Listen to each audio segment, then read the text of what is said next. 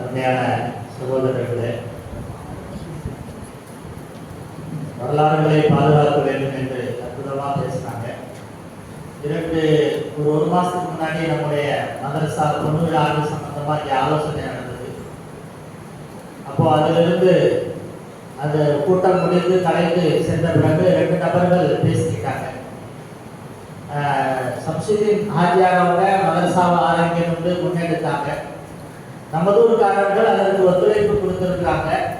அது மாத்திரமல்லாமல் ஜாமியாவிலே கொண்டு வந்து நீங்கள் நடத்துவீங்க அப்படின்னு சொல்லி அவங்க கொடுத்துருக்குறாங்கிற செய்தியெல்லாம் நம்ம இந்த மாதிரி கூட்டத்தில் பேசப்பட போய் தான் நமக்கு தெரியுது. அதாவது நம்முடைய தூத்துக்குடி மாநகரத்தை சார்ந்த நம்முடைய முன்னோர்கள் இந்த மதரசாவிற்காக வேண்டி ஜாமியாவிலே இடமளித்து தாராளமான முறையில் அவர்கள் பயன்படுத்திக் கொள்ளட்டும் என்ற அனுமதியெல்லாம் தந்திருக்கிறாங்க.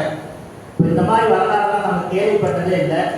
நம்மளுடைய முன்னோர்கள் இப்படி செஞ்சிருக்கிறாங்கன்னு தெரிகிறப்ப தான் இன்னும் நமக்கு கூடுதலாக ஜாமியாவில் இருந்து செய்யணுங்கிற ஆசை வருது அப்படின்னு சொன்னாங்க. அவங்க எந்த எண்ணத்துல சொன்னாங்க அப்படிங்கிறது அல்லாஹ்வுக்கு வெளிச்சம். ஆனா அவர்கள் சொல்வதை கேட்கும் பொழுது அப்போ இந்த வரலாறு காலம் காலமாக பாதுகாக்கப்பட வேண்டும்.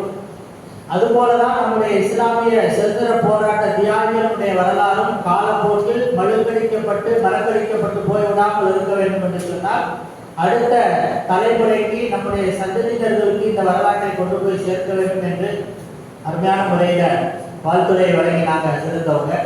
அடுத்தபடியாக யாரையாவது வாழ்த்துறைக்குதோ அல்லது ஒரு வார்த்தையாவது பேசுங்கன்னு கூப்பிட்டாலோ இன்னைக்கு கணியத்தை அடிச்சாலும் ஆச்சரியம் இல்லை.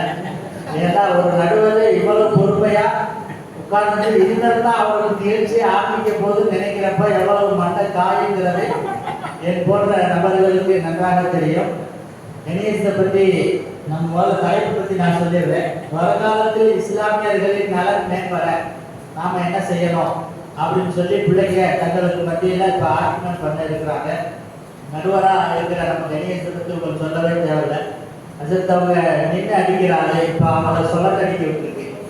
தேனியினுடைய தென்மேற்கு பருவக்காற்றை சூறாவளி காற்றாக மாற்றி உங்களுக்கு முன்னால் சேரிலே அமர வைத்துவிட்டு நான் பக்கத்துல தான் உட்கார்ந்துருப்பேன்.